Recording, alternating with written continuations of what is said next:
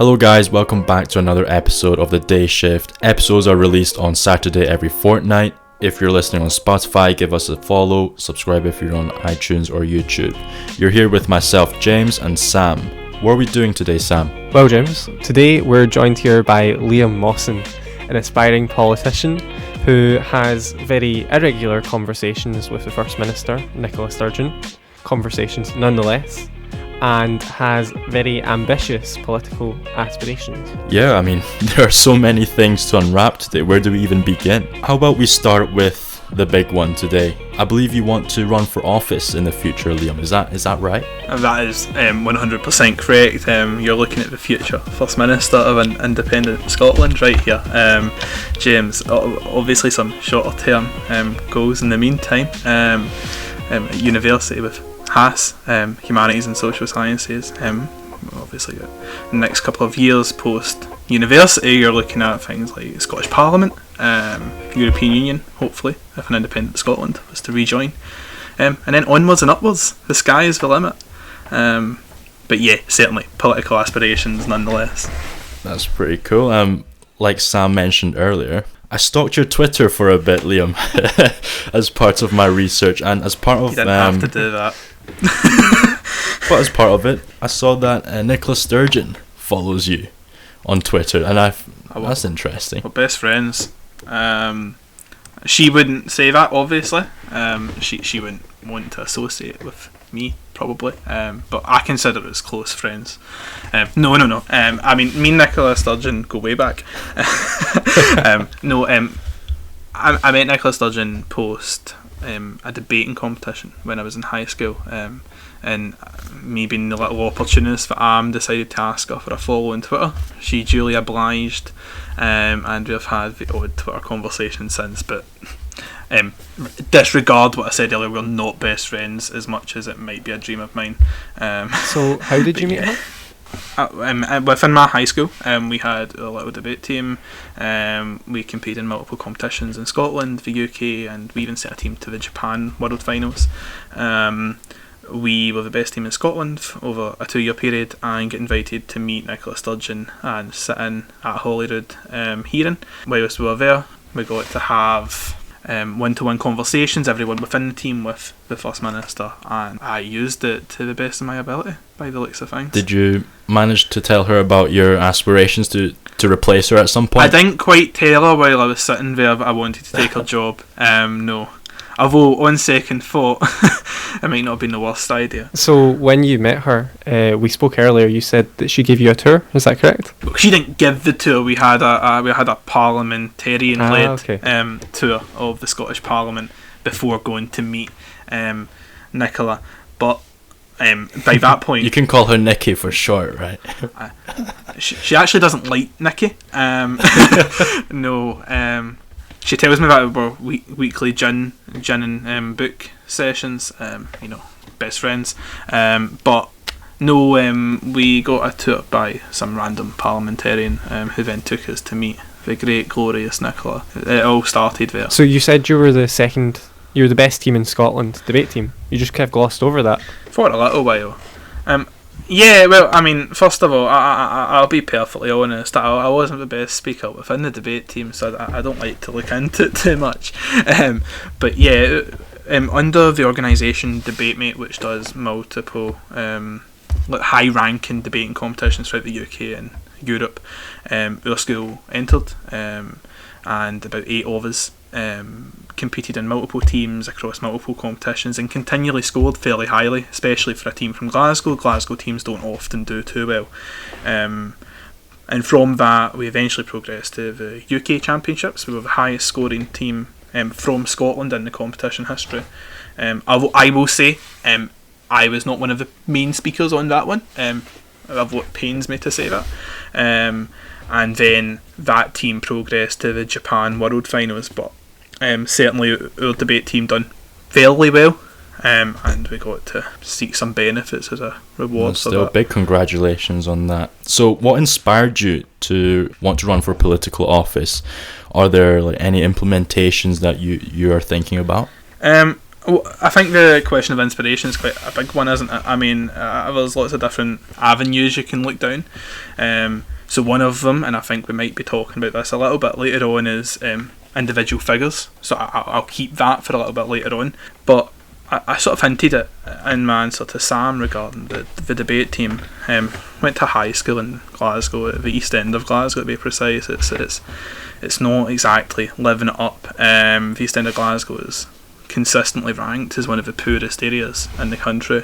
I think at one point the east end of Glasgow ranked as the 8th worst area to live in the European Union. It's a cliched answer that every future politician gives. I see things round about me and I want to fix it, but in this case it actually is that. I've went to all sorts of events in the east end of Glasgow, and you really do see the levels of disparity between people like us and people who come from more affluent areas, and I think something has to be done about that at the highest level, and yeah, that's a big inspiration, is to try and help those sort of people out. And we'll touch more on it later, but I know that you're keen on travelling, and you mentioned there briefly on how you see disparity in different locations. Do you think that's also why you want to fit travelling into your plans? You want to see how people's lives are affected in different geographical areas? I think that's certainly an aspect of it. Part of it's a selfish reason. I want to see the world. I want to do the bucket list, the 101 things you want to do before you die. I want to do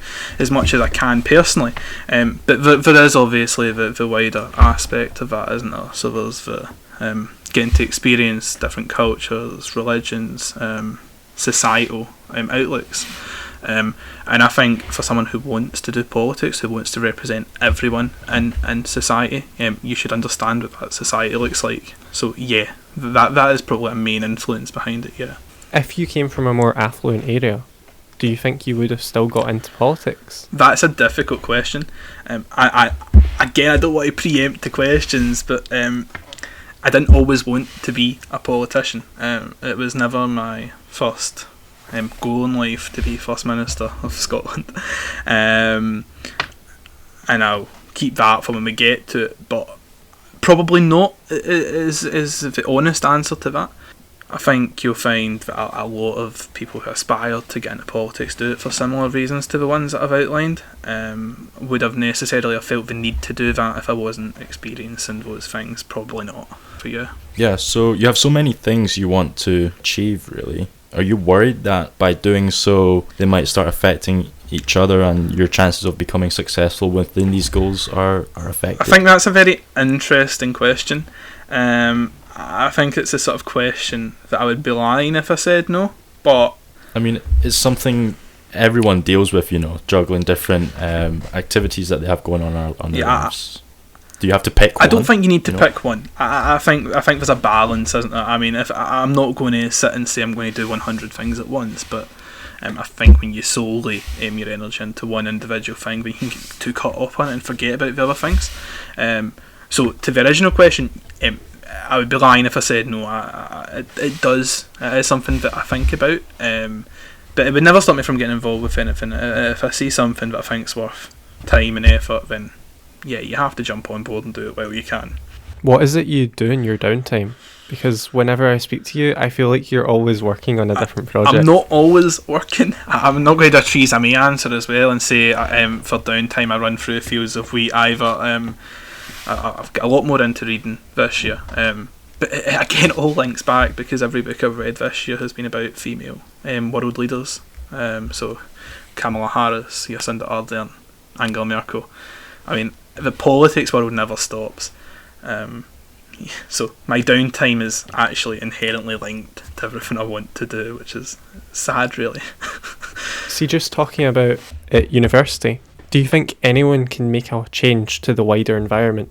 So could someone wake up in the morning, think, oh, I want to impact this? Do you need to be leader of a country to make an impact, or can anyone do it? It's different at individual levels. On a national scale, unfortunately, you probably do have to have a level of power. At an individual level, so for example the university one, if you get up with the purpose of I want to change this, you'll commonly find that there's a lot more support than you think within there, so that 1 becomes 10, that 10 becomes 100. And once the numbers boost, strength in numbers, right, so I think that's one thing I would always sort of suggest. If you have an idea, get it out there, get it public, because you won't be the only person who thinks like that. We've seen that within the university this year alone. But unfortunately, in a global scale, that's maybe not as applicable. You've positioned yourself, whether you liked it or not, in like a public speaking role. You know, you have to put yourself out there. Has public speaking always been something that you have been confident in? Public speaking and me have a very interesting relationship. I'm sure you can tell, very strong Glaswegian accent. So I love to get involved in public speaking. Everyone always tells I'm always the last person to stop talking, and everyone they either love you or hate it for it. But the amount of times that I've struggled to get my point across because people they can't understand me. I mean, for example, we went to Strathclyde Model UN, went to the Model UN conference in Edinburgh last year, and the conference in Scotland, no one could understand me because I speak with such a heavy Glaswegian accent. I am trying so hard right now to speak English. We can just add subtitles or something. But yeah, public speaking, I love public speaking. I'll take any chance I can get my point of view across. So you don't feel like nervous or anything, or is it something you crave? If you had the choice, would you pick to do public speaking? If I had the choice, I'd choose to be a pilot. As a second, no, if you offered me a microphone in front of any crowd, I would take it. I think whether it's people who you know actively disagree with you or people if you're preaching to the crowd, I think it's important that if you have an opinion, you get it heard. You have to do that in a respectful manner, of course, but I would always advise people to speak. It's the only way things happen, is if you get your opinions out there. Going back onto the point there, if you had to prioritise on these goals, would running for political office be at the top of the list for you? I think in a sort of... Or is it being a pilot? I mean, as I said to Sam, if I could choose any career to wake up in tomorrow, it would have nothing to do with politics. Is being elected top of the list? Probably not. I think in a mystical fantasy land, I would say yes. I'd wake up tomorrow and I'd be Supreme Leader. But Supreme Leader? Shh. But when I'm hitting reality, sort of, no. You've read what I've given to you. I'm really interested in data. I'm one of those sad people who could sit over and look over spreadsheets for hours upon hours, and I want to do data analysis, which isn't as exciting as, say, leading a country, but on a more reasonable, realistic note, yeah, probably looking at something like that. So if you weren't going to run for office, you'd do something to do with data, is that what you're saying? Oh, you put it like that, it doesn't sound as exciting. But yes. Yeah. Yeah. So what kind of thing specifically? So again, it's great content here. I'm really interested in looking at polling data. So, for example, we have the elections in Germany coming up this summer, and I have got my own dedicated spreadsheet to look at the polling trends from the top 10 polling agencies to look at the trends of where the parties are shifting, especially this year because this is the year where Angela Merkel's resigning. And I could spend 4 hours, 10 hours, however amount of time, just sitting looking through the data and analysing it. And in Europe, especially in Europe, there's a big market for data analysts for the sort of polling world. I know it's not a big world for many people, but within the sort of politics sphere it's fairly large.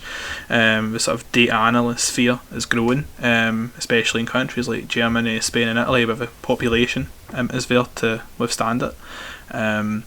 So yeah, probably something like that. Yeah, doing a master's. Speaking of doing your masters, you're also very heavily involved at university as well. You've got many committee roles that you're involved in. Would you like to break that down for us? Okay, so we'll start with the love of my life, Strathclyde Model UN, Model United Nations, similar to debating, except from if anyone from the debate society is listening, it's much better. So I am currently the socials member of the committee, so organising all the socials. With COVID, that is kind of redundant. I think I can announce it now. I think I can announce now that I'm hoping to be the next president of Model UN. So that's one of them. That's just organising inter-society sort of events. The second one is I'm on the Climate Action Committee. I mentioned to you a big proponent of environmental change. I think we have to do it now. And the university's got a very strong position on that, so I find that group very interesting. And then we sort of come to the representative role. So interfaith rep just now. As an atheist, that's quite an interesting one. But I'll maintain the description is represents all faiths and none. Ran for LGBT rep, that went really well. And running for hash rep just now. I do get involved with as many things as I can at university. I think that's something that you should do. There's no point. The university work's only half of the experience, isn't it? So I throw myself into everything. Sometimes it's been too much when you're on Zoom from 8 AM till 10 PM. Those days aren't fun, but it's all worth it in the end. You spoke about hash rep. That's quite a big role at the university. Would you be able to explain what that entails a wee bit more? Yeah, so the hash rep is Humanities and Social Sciences representative. It's an elected role within the union, not the university, but it works very closely with the university. So you work with the class reps from all 4 years for undergrad. Within the university side of things, you work with the lecturers and the research teams, and then from the union side of things, you work within the student parliament. You work underneath the VP Education, who's in the executive committee, and you stand up for students' views. So one of the big things that the faculty reps such as HAS are involved in is the no detriment policy, which is very important during COVID times. What can I say about it? It's something that I've wanted to do, but it's one of the roles that you can't just walk right into. It's what we need to build up a little bit of experience. So that's why, as I explained, I went for the previous 2 roles. I'm really hoping to get it this year. The elections are open just now. I believe this will come out after the elections, so I won't waste my time plugging the elections link. But hopefully, by the time this is out, we will be elected HAS rep, running against 4 very capable candidates though, so it will be close. Are they friends of yours? No. Not anymore? No. It was an interesting one. They released the nominations with the full list of candidates, and the candidates list came out, and I was like, second year? I'm second year. I don't know you. But I'm optimistic, quietly optimistic. I'm not going to say we're elected. I think that would be bold. But if I was to make a prediction, I would suggest we're probably favourites. Without being in the lead, favourites. So hash rep, where do you go from hash rep in the future? I know you've got big plans for Scotland for your political career.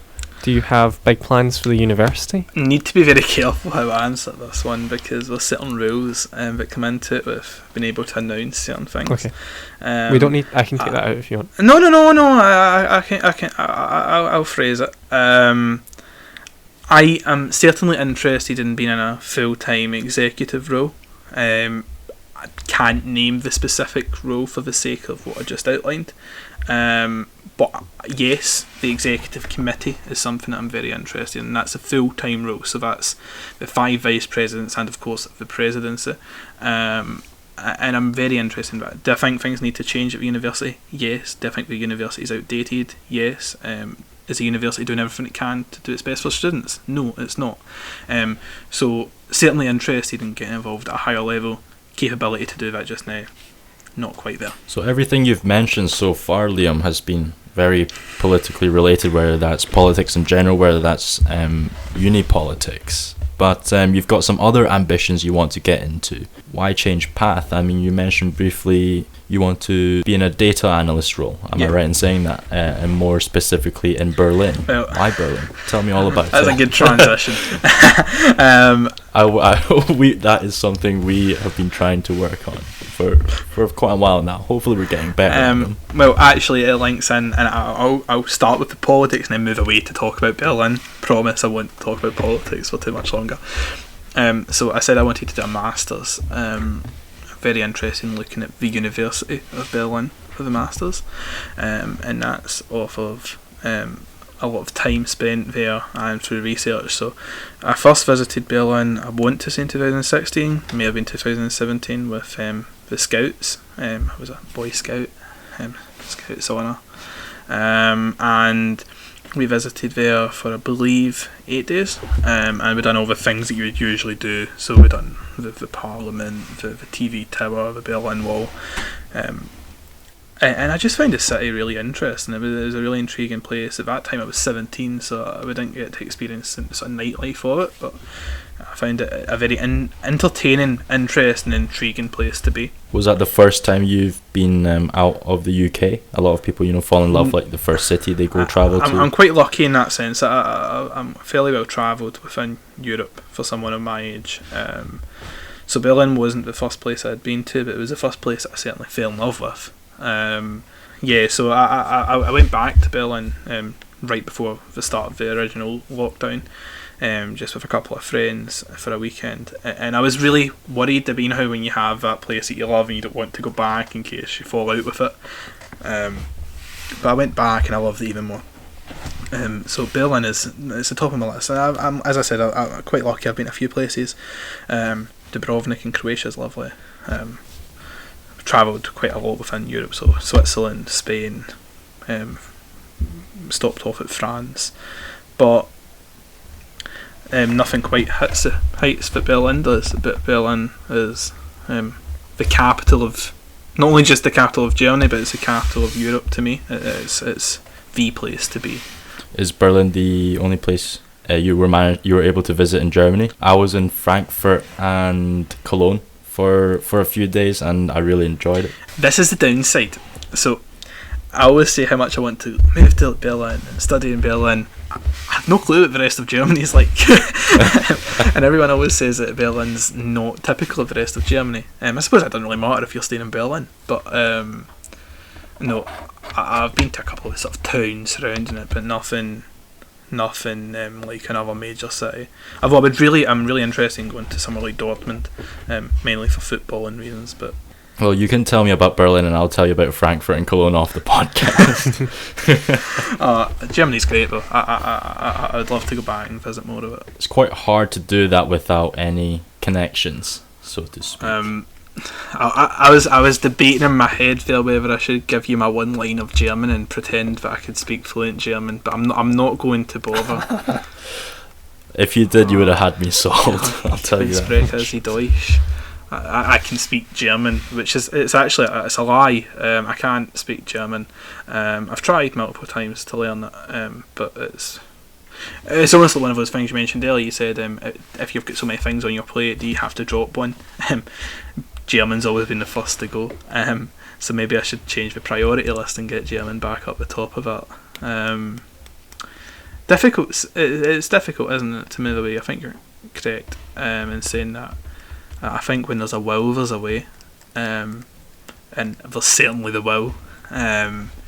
So fingers crossed. Hopefully we can get there at some point. You're obviously someone who's not afraid to try many new things. You can finally give us an insight into any like models or role models or people who have inspired you in the past. The list is quite long, as I'm sure you're aware.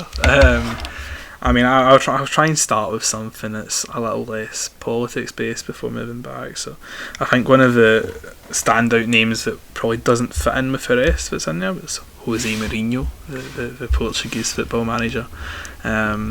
I should say as a big massive football fan.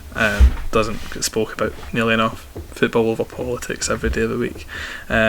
Just quickly, any particular club? For the sake of a future political career, I'm not going to mention that. Celtic. Celtic. Saying Jose Mourinho is your idol is already controversial enough, so we'll leave it there.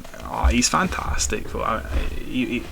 Everywhere he's went, he's won something. That's something I share. I think not that I've won everything. No, that sounded really narcissistic. I mean, in the sense of there's always the demand to win. There's always the demand that you must be the best in your category. Some people say that's you're not necessarily appreciating the position. I've got a very strong sort of self-motto of if you're there to win, you're not there to take part. And don't get me wrong, I completely appreciate people who don't have that position, but he's instrumental in that. I mean, he's been the underdog so many times, and every single time his ambition is to win, and every single time he has won. So there's certainly that. I could go on about some more if you wanted, but yeah, go ahead. So I sort of hinted in the Jose Mourinho story about the underdog. I like underdog stories, and probably a multifaceted angle here with Berlin and Germany. One of my all-time favourite individuals is Angela Merkel. A lot of people don't actually know Angela Merkel's story. So Angela Merkel was raised in East Germany under communist rule, and had a very difficult upbringing, an upbringing that people don't necessarily speak about. Very rare that a girl from, especially a female in European politics, comes from such a disadvantaged background, especially in Germany, coming from the east side of Germany. Very rare that you'll ever find yourself in major political office. And Angela Merkel broke all the trends. And that's despite the fact her father was very much in tune with the Communist Party in East Germany. And she's risen to the top. She's a very principled leader. Don't get me wrong, we disagree politically. She's a conservative. I am definitely not a conservative. But I do admire the journey that she's been on to get there. The principled approach she takes. I think the refugee crisis is a big one. The Conservative Party continually banged on to Angela Merkel. You can't let the refugees in. Angela Merkel, coming from East Germany, seen what being in such a vulnerable position can do to someone, said no, standing by her principles. Germany welcomes refugees. I think that was probably a big one for me. It made me think we are very different politically, but you are strong. You're a very good leader. So Angela Merkel and Jose Mourinho, what a couple that would be. And obviously Nicola Sturgeon would be an idol of yours. Oh, of course. Not just because you guys best friends. Yeah. Do you think you can get her on the podcast in the future? I could certainly try, but I'm trying to save my annual DM for more personal other purposes. I'm pretty sure I've got that wine tasting event in the summer. No. Sam and I will pop along with our mics. No, me and Nicola, what a friendship. I can't really say much about it, but I'm hoping to have another opportunity to meet Nicola sometime soon, but I can't mention it. Do you really send her an annual DM? Not an annual one. I think that'd be a bit creepy, wouldn't it? On the same day every year. Oh, Nicola, it's nearly the 5th of March again.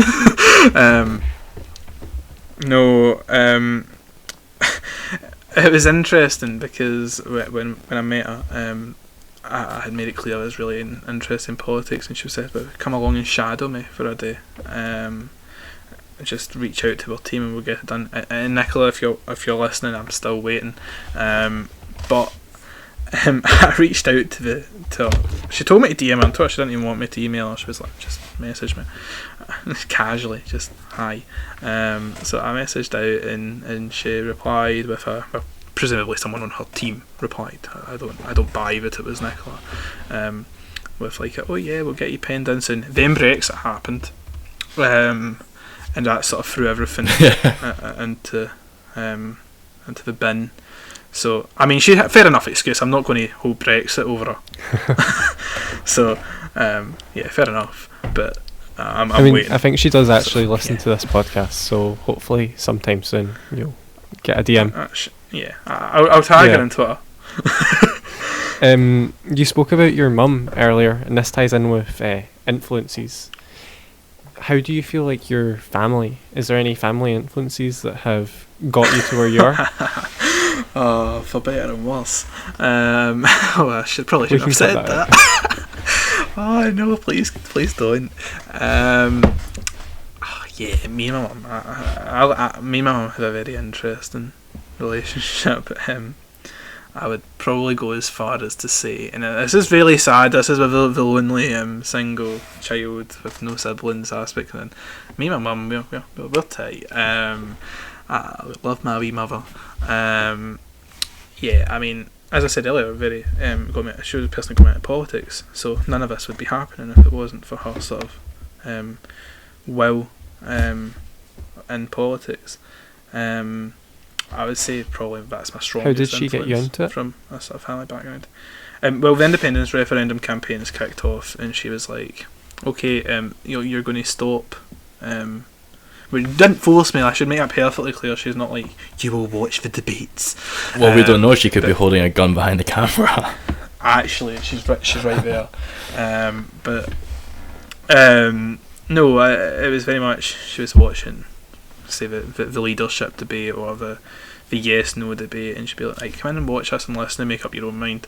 And very, very good at not forcing a sort of opinion. The only thing it was ever forced on was that you're not allowed to be a conservative. But that's fair. I understand that position. And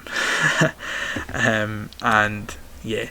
So definitely in terms of politics and being like strong-minded and independent, certainly that came from the angle of my mum. What would you say your biggest achievement in life so far is?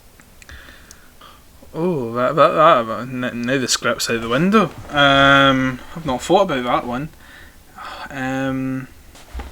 It's going to sound like a weak one because I think a lot of people say everyone gets in now, but going to university, I mean, my first year of exam results were utterly horrendous in school. Picked up big time in second year, got everything I needed, not second year, fifth year, but the second year of exams, and sort of picked up everything I needed to get into Strathclyde, and I went from really not looking like I was going to go to uni to getting an unconditional offer in the space of 12 months. So that's probably the big one, especially if I'm trying to keep it away from that political side, which we've said already. So in previous episodes, James and I spoke about our plans to travel abroad. Do you have any plans apart from Berlin, Liam? I love the idea of travelling. You can probably see my map up there in the background, little pin map. So travelling is something that I'm really interested in doing. I'm hoping that by the time I finish fourth year, I'll have saved up enough to do the sort of trail of Southeast Asia right down the coast, so China, Vietnam, Cambodia, Laos, Malaysia, Thailand. Hopefully for about 3 months, backpacking with a few friends, and it's sort of linked back to what I was saying earlier. I think it's really important to travel and sort of widen your horizons about different cultures, but it's not just Southeast Asia. Southeast Asia is the big one. It's a big one that I'm sort of looking for, but any chance I get to travel, I'll travel. You could hand me a ticket anywhere pretty much, and I would take Why it. Southeast Asia specifically? It's an interesting one. I've watched a lot of content from people going to Southeast Asia. A lot of vloggers, a bit as well as things on the television as well. There's a couple of backpacking vloggers that I've watched who have done the trail and taken you through the journey, and it's one of it. It's so unique. And it changes so often along the route. And it's such a big adventure, isn't it? It's the freedom, isn't it, to do whatever you want. So when you're out there and it's just you in your bag, you can decide what you're doing every single day. I think that's something that I really like the concept of, and I'd really want to explore. So for me, going into a country that's so unknown and with such a different culture from the UK, that really excites me. But I know some people it's a wee bit scary backpacking. Does it scare you? I think it's an interesting one again. I would be lying to you if I said there's no negative thoughts that go through my head when I think about doing it. But the fact that I'm doing it with a small group of friends is a big one. It sort of brings a bit of comfort, and just the willingness to explore and see different things. I mean, you could drop me anywhere. So it's just like a little bit of real world GeoGuessr, really. Mm-hmm. You could drop me anywhere, and I'd be quite happy to explore and see what's going on. But yeah, of course there's anxieties with it, but I think the pros definitely outweigh the cons. Before the podcast started, you had mentioned South America to us. South America, well, I'm going to sound really camp here, and rightfully so, as the former attempted representative for LGBT. I'm really dying to go to Rio for Carnival. I think that sounds like great fun. But I would love to. Again, backpacking is something I'm really into. I'd really love to try backpacking as many different places as I can. So I would love to do, especially up that sort of western coast, right up the Chilean sort of mountain range, and in the Andes, and then into Venezuela and Colombia. I think those are really interesting places. I really want to do as many things that are sort of outside the box. I don't necessarily want to be an influencer going to Santorini, Italy, and getting a photo taken on as much as it looks like a lovely place, and no offence to anyone who wants to go to Santorini, Italy. But yeah, I think getting off the beaten track a little bit is something that not enough people do. And I think you can learn a lot from doing that. And it's something I really want. How do you think you're going to fit that into your timeline? I've not thought about it at all. I think if I was to sit down and try and plan it out in a map, I would realise that that thing you said earlier about doing too much would all come into it. Because I could tell you, I want to do 1,587 different things, and then I probably couldn't do 3/4 of them. The Southeast Asia one's one I'm really determined to fit in, especially in that sort of 3-month window between finishing 4th year and potentially starting a master's or a postgrad. That's scheduled. The sort of South America one is just if the chance ever comes up of that, or if it doesn't come up in the next short term, make the chance come up maybe a little bit later on. But the Southeast Asia one is happening. I'm sure you'll plan it, but from the sound of things, you like to maybe experience the more authentic parts of the areas you want to visit. So if you were perhaps to visit somewhere on the coast of China or wherever it is in Southeast Asia, you're not going to stay in like 4-star, 5-star hotels, are you? No. I'm a big vocal supporter of cheap hostels and Airbnb. I don't think people abuse them enough. So me and my friends were meant to be backpacking Europe this year as sort of like a practice run to get used to the concept of long-term backpacking for doing Southeast Asia. We thought we would do Europe first. We're a lot more comfortable and familiar with it,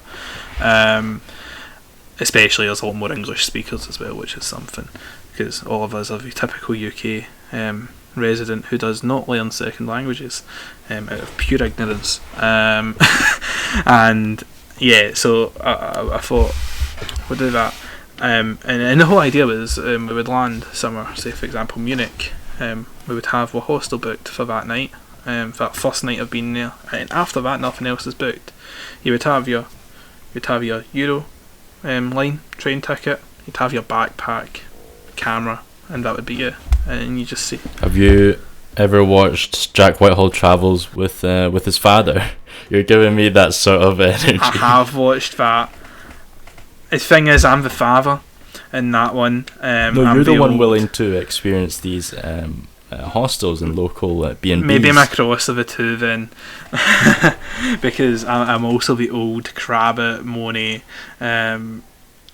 I won't see. I'm an awkward person. I love the spontaneity of doing the random things, but I'm a little OCD when it comes to like structure. So you're the most organised person I know. I'm the most organised, disorganised person you know. So I like to put on the cover that I'm organised. I'm not organised at all.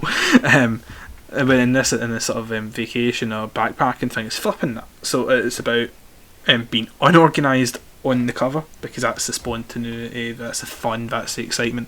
But deep down, as much as I've said I've not booked anything past that Munich hostel, I've almost certainly got the next 16 days planned with train times down to the second. Because you're gonna the people you backpack with, you should tell them they need to hold you down. You know, maybe instead of you being the organizer, they'll be the one. You know what, Liam, we're gonna take charge of this trip. We're booking this hostel, and that's it.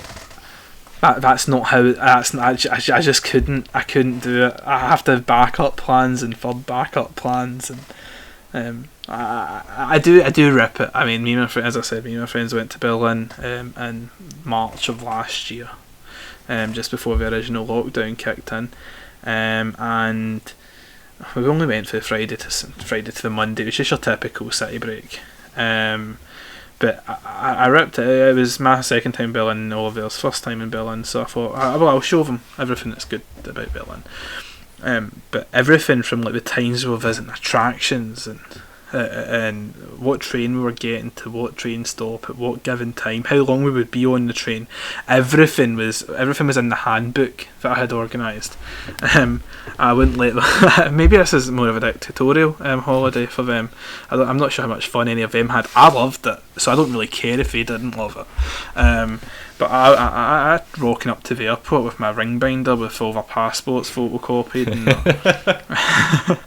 backup golden passes, everyone's insurance, everything. I don't, you're not getting on the plane with me if you've not got your £2.30 post office insurance. No, that's not how it works. And it got quite bad though, because the time we had been there for the Sunday night. So the Sunday night, our flight home on a Monday wasn't until night time.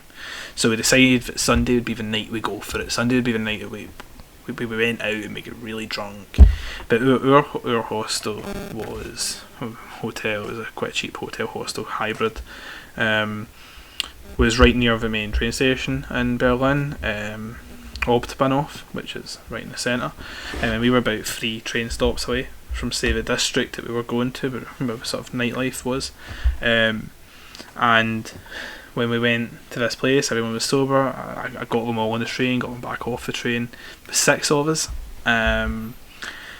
went right over bar crawls. And then the dilemma hit at 2:30 a.m. and we went to leave to go home. But I was the only one that had studied the trains. And I couldn't walk, let alone go on the trains. And so we sat outside the train station for about 45 minutes until some German conductor came up to us and tried to explain to us that this was the last. He had somehow figured out where we were going. He somehow figured out where we were going, what train we had to get, and the fact that we were on the wrong side of the train station. And he came over and he was like, "You have to go over there." And we were like, "Don't talk to me like that." And it was just a bit of a disaster. But so maybe you're right. Maybe I should allow them to organise it next time. For their own sake, so they aren't reliant. It's nothing to do with me. It's them. It's all on them. Of course. Do you plan on vlogging it at all? I've lost it. Where's the camera went? There's no point. Everyone's on Spotify, aren't they? I got for Christmas. I got the new Canon M50, and I'm hoping to use that to do. The whole idea was lockdown was supposed to be lifted, and we'd be able to do Scotland first, and then Europe, and then Southeast Asia, and then all those lovely politicians and scientists decided that wasn't happening. So short term, no, but long term, definitely. That's something I'd love to do. If nothing else, just to keep a record of it. I think it's good to keep a record. But a little bit of money on the side wouldn't hurt. Do you have any experience vlogging? None whatsoever. I've done. Well, depends how you define vlogging. I mean, I did have a YouTube channel. No point in looking for it. It's all privated. Don't even waste your time. But I wouldn't define them as high enough quality to class as vlogs. I would just say it's just a little guy talking to his phone, which was a complete and utter disaster. Yeah, it's something that interests me. It's something that I see people doing, and I think that doesn't look too hard. Then you get the equipment and you try it and you think this actually is a little bit harder than it looks. And yeah, so we'll see. I mean, if I was to travel, and I will travel,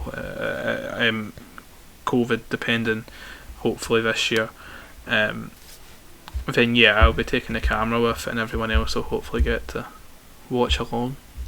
The next Casey Neistat. That's lowballing it. Maybe YouTube's next biggest sensation. Can't even say words at this point. So, one final question, Liam. If you were in our shoes, what question would you ask yourself that we haven't asked? Are you going to shut up? No. What would I ask myself? Probably that. I'm going to be the polite guest and say that there's nothing else I would ask myself. He's have hit every nail on the head. That's my answer to that. That's my diplomatic answer to that. But you missed A, B, and C.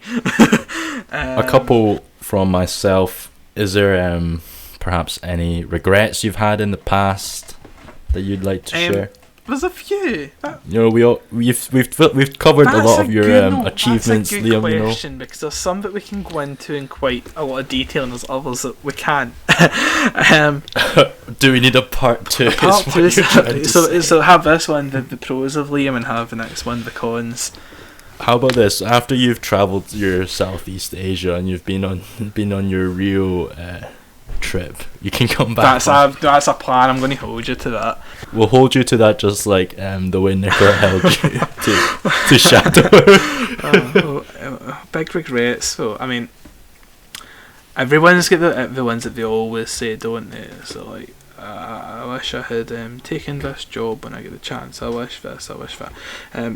One sort of minor one is when we were running for the LGBT rep within Strathclyde.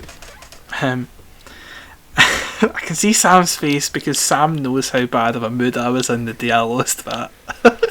Sam was there that day. Sam was walking, he was just casually walking by the library, and he heard me screaming at hundreds of Strathclyde students do you have a bleep button? We can add a bleep button. I was just sitting there screaming to Strathclyde students to fuck off and leave me alone, stop being useless bastards, and like, so a couple of bleeps needed there. And Sam definitely seen the worst side of me that day. I believe it was you, wasn't it? I don't know if you necessarily heard those comments, but yeah. So, and that was due to a whole lot. I'm going to blame, and you know what? This is probably breaking the election rules. But this isn't coming out till after the election, so who cares? The Strathclyde Students' Union majorly bleeped up the election process to the point where they done some pretty poorly run things. I try and watch how I word this again, because a couple of legal complications come into it, and we eventually got kicked out of the election for something that the other candidate did. Yeah, so I would say regrets, probably not taking that further, because we decided in the end it was only a part-time role at university. It's not necessarily worth taking further. But as I explained earlier, you need to be in every battle to win it, and that's probably a regret, because they really should have been held accountable, because if that can happen to one person, it can happen to anyone again in the future. And it happened to more than just me, it happened to a couple of friends that were running as well. Strath Union bad. Do you have any other regrets? See, I don't like to... I mean, there's some things that you could say, like, there's the ones that everyone always says, especially... I don't like making this a big deal, because it's something that people always like to make a big deal, and I don't. So everyone always says, "Oh, you should have came out earlier," or "You should have been more open with people earlier." That's a big one, but I don't see that as a regret. I don't see that as a regret. I think hopefully put this across well enough over the hour and 8 minutes that I've got on my screen. That I like to do. I like to live by the sword, die by the sword sort of approach, where you have to take gambles and you have to sort of live in the moment. So I don't think I've necessarily done anything like that I would call a regret. I think the timing on that sort of issue specifically was something that's perfectly correct. But that's something that the other people say should be a regret of mine. So that's maybe an interesting one. What age did you come out at? Oh, I had only just started university, so what age would I have been? I remember you saying 18. I forgot what age I was there. That's not good, isn't it?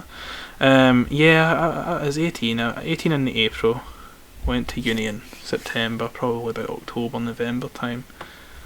Yeah, but it's not a big story. I came in drunk one night and just... Oh, this is to your family. Did your friends know beforehand? Some of them knew, but I hadn't said. I mean, everyone knew, but I hadn't said. But my closest friends knew.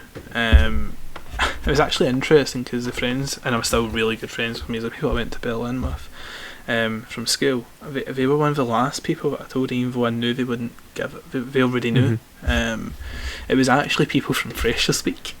It was really interesting, actually. It's interesting to see how the dynamic shift. I think there was the big sort of thing where you come out of school and you've been in that sort of small bubble with the same people every day for 6 years. So there's a lot more pressure to tell that sort of group. But whereas when you go to university, and I think we'll all agree that, especially at Strathclyde, it's not a big deal. It's something that we bang on about all the time. Yeah. So I suppose the environment was easier, but in terms of the family one's actually quite a funny story. I went out on a night out, Model UN, and by this point everyone in Model UN already knew, so this wasn't a big deal. And I'll make up a fake name because I probably shouldn't use the real name. Bob. We'll call him Stuart. Okay. We'll call him Stuart, but it's not Stuart. Definitely not Stuart. We went on this night out, and Stuart left early. Well, left about 9 o'clock. Right, like really early. We weren't even drunk, but I stayed out all night. And Liam has a crush on Stuart. And if Stuart's listening, you know who you are. It's fine. But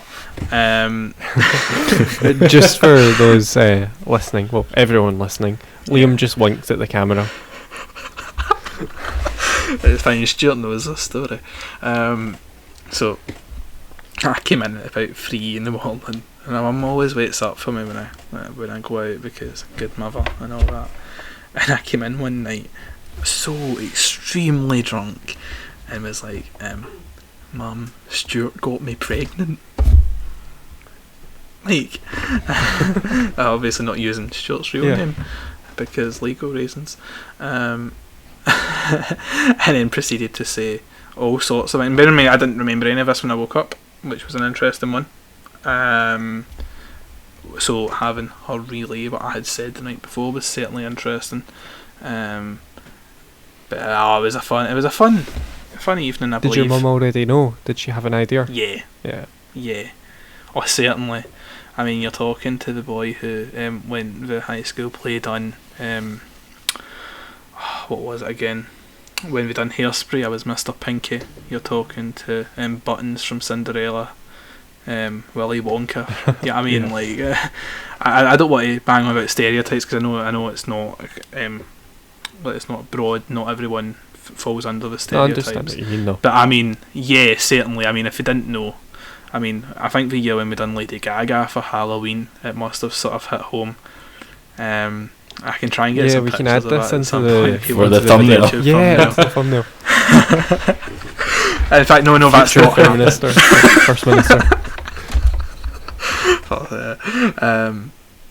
Yeah, I mean, it's interesting. Me and my dad go to when COVID isn't a thing, we go to the Celtic matches, and now we used to live just across the road from Celtic Park. So it was like a big European night, and that's like a sell-out game, 60,000 people. And about half an hour before kick-off was when we normally leave, and it was about 40 minutes before kick-off, and Halloween was coming up a week later, and I was practising my walk in my Lady Gaga heels, whilst also having like the Celtic outfit on, ready to go to the game. Don't ask, big drama. So I think if they didn't know, it's on. That's on them. That's not me. Being gay, do you feel like there's any barriers? How can I put this? I know that's a good question. You don't need to edit that, but that can go like that. I do. I'm a very opinionated person on this one. Lots of people will disagree with me. It's okay to disagree. I'm just going to make that perfectly clear. I think there's far too many stereotypes around it. I think something that the university does do well is sort of broadcast that it's okay, but they don't broadcast that there's a lot more behind the stereotypes. So the university's got a lot more to do there. And I think that's just a general thing with society. I'm going to go back to a study that I used when I ran for the LGBT rep last year, and I might have the numbers slightly off, give or take a few percent, but it's something along the lines of 1 in every 10 people in the UK identify as LGBT, but the actual number, especially under the sort of bi category, is actually expected to be around 3 in 10 rather than 1 in 10. The big issue is that the fear of coming out when the stereotypes are so large is that you automatically get pulled under as one of those stereotypes. So there's the big issue of people not wanting to change their character, but feel they have to if they were to do that, and that's something it's not right, and it's something that we definitely see play out. So if I was to talk about barriers, that would be one. And don't get me wrong, that's me. I'm not criticising per se the people who create the stereotypes. I think not create, that's the wrong word. Live up to them, because they're there for a reason. They're there because it does tend to have an influence. But I think there has to be a lot more work done to break down the barrier that not everyone falls under the stereotype. So yeah, there is barriers. It's possible to break those barriers, but the work has to be done. Brilliant. Thank you, Liam. Hopefully you can look back in this podcast and you okay? I'm getting cancelled. Let's be perfectly clear. that last answer's just got me cancelled. Well, that's we can the go first through it minister next out week the window. and you can tell us the cut part. Oh no, keep it in. You sure? I embrace it. Okay. Cancel me. Anyways, Liam, it's been great having you on today. Really interesting to learn about you and your political ambitions and your travelling plans. Hopefully you can look back on this in 5 years' time, Liam, and be like, oh, I did all these things, I met all my ambitions. It's been a pleasure. I'll say I think you are probably bigger than me in 5 years' time. But those ambitions might be short-lived. But I believe you can do it. You can find us on Spotify, iTunes and YouTube. Yeah, feel free to leave any feedback on our third episode. Follow us if you're on Spotify, subscribe if you're on iTunes or YouTube, and see you guys later. See ya. Liam, say bye. What? Oh, bye. Oh yeah, that's fine. Keep that in. That's fantastic.